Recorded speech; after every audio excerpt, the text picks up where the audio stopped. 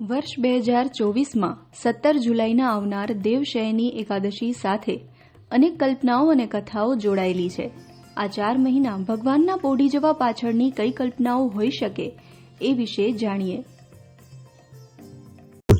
આજે આપણે દેવશયની એકાદશીના મહાત્મ્ય વિશે, જ્યોતિષશાસ્ત્ર પ્રમાણે એ ઘટના અને પૌરાણિક જે ગાથાઓ સંકળાયેલી છે દેવશયની એકાદશી સાથે આજે આપણે એને જાણશું।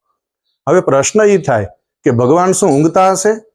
આખા સંસારને જે ચલાવે છે, આખું સંસાર જેના નિયમનમાં છે એ તંત્ર ને ચક્ર ચૂકી જવાય તો ભગવાન ઊંઘે છે એની પાછળ ભક્તની એક સુંદર મજાની કલ્પના છે। શાસ્ત્રમાં એમ કહેવાય છે, યથા દેહે તથા દેવે, જેવું મને ગમે એવું જ મારા વાલા પ્રભુને ગમે છે।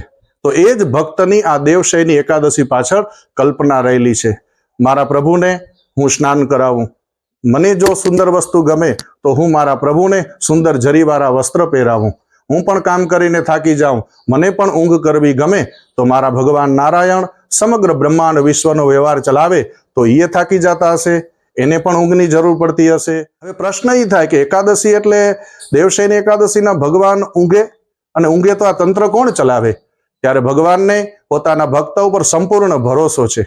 જેમ એક બાપ દીકરા ઉપર ભરોસો રાખી નિશ્ચિંત થઈને સૂએ કે હવે મારી પેઢી બરાબર સંભાળી લેશે, તેમ ભગવાનને આપણા ઉપર ભરોસો છે। તો આ ચાતુર્માસમાં વિશેષ કરીને વ્રત કરવા, જપ કરવા, તપ કરવા, અનુષ્ઠાન કરવા, સ્વાધ્યાય કરવો, ધર્માટન, તીર્થાટન, કથા વાર્તા આ ચાતુર્માસમાં વિશેષ કરીને કરવા। ભગવાન ક્ષીરસાગરમાં શેષનાગની શૈયામાં પોઢ્યા છે। અરે સર્પ તો ઝેરી કહેવાય, આ સર્પના ભય પણ ભગવાનને ચિત્ત એનું ઉદ્વેગ કરી શકતા નથી। તો ભગવાન શેષનાગની શૈયામાં પોઢ્યા છે એની પાછળ પણ વિષ્ણુ ભગવાન એક પ્રેરક સંદેશ આપે છે। આ ભવસાગર છે ને એ કેવો છે તો કે વેર અને ઝેરથી ભરેલો છે। ભગવાન નારાયણ કહે છે, ચિત્ત તમારું શાંત રાખો, ચિત્ત તમારું સ્વસ્થ રાખો, શાંતાકારમ ભુજગ શયનમ। તો ભગવાન શાંત ચિત્તે ક્ષીરસાગરમાં શેષનાગની શૈયામાં પોઢ્યા છે।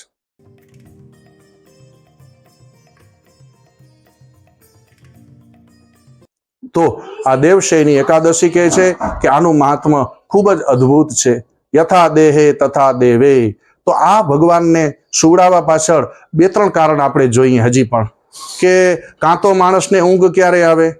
નિરસતા હોય, એક જ પ્રકારનું જીવન હોય ને, એક જ પ્રકારનું ચલચિત્ર ટીવીમાં તમે 10 વાર જુઓ તો પછી તમને નીંદર આવી જાય। તેમ ભગવાને આપણને માનવ દેહ આપ્યો, પણ આજનો માનવ શું કરે? સવારે ઉઠવું, દાંતણ કરવું, સ્નાન કરવું, જમી લેવું, સાંજે આવવું, નોકરીએથી પાછા જમી લેવું, વોકિંગ કરવી અને રાત્રે સૂઈ જવું, આવું જીવન જોઈને ભગવાન પણ થાકી જાય છે। એક જ પ્રકારનું નીરસ જીવન જો આપણું હશે તો ભગવાન એનાથી કંટાળીને કદાચ સૂઈ જતા હશે, એ પણ એક કલ્પના છે।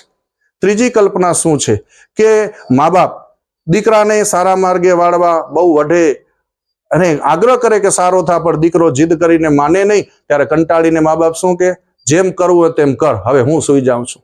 તેમ ભગવાન પણ આપણા જીવનથી કંટાળીને કદાચ આમ સૂઈ નહીં જતા હોય ને, આ પણ એક કલ્પના દેવશયની એકાદશીના દિવસે બતાવી છે। પણ ત્રીજી અને શ્રેષ્ઠ કલ્પના એ છે કે ચોમાસું આવે અને 12 મહિનાનું પાણી અને 12 મહિનાનું અન્ન ક્યારે ઉગે છે?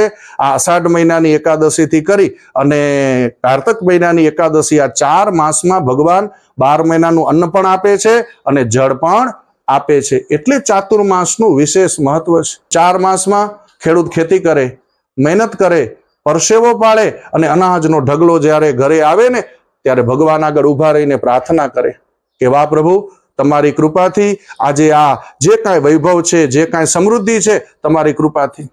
ત્યારે ભગવાન શું કે, દીકરા મેં તો કાંઈ કર્યું જ નથી, તે તો મને સુવડાવી દીધો હતો, હું તો 4 મહિના ગાઢ નિંદ્રામાં હતો, આ તારા મહેનતને, પુરુષાર્થને, પરસેવાને અને પરિશ્રમના કારણે છે।